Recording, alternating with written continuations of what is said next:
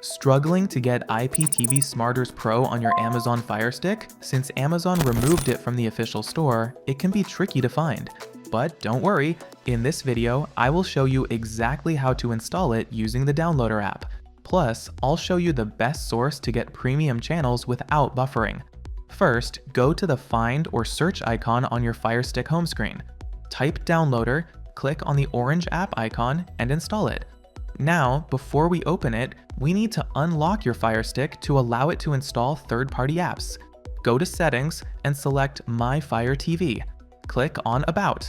Scroll down to Fire TV Stick and click the center button on your remote 7 times fast until you see a message saying you are now a developer.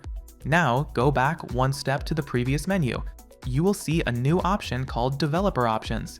Open it, select Install Unknown Apps, find the Downloader app in the list, and turn it on. Great! Now open the Downloader app. In the URL box where it says Enter a URL or search term, simply type this shortcode, 6234188. Then click Go. Wait a few seconds for the redirect, and the IPTV Smarters profile will start downloading automatically. Once it's done, click Install, and then click Open. Now pay close attention. When you open the app, it will be empty. To watch live TV and movies, you need a premium subscription.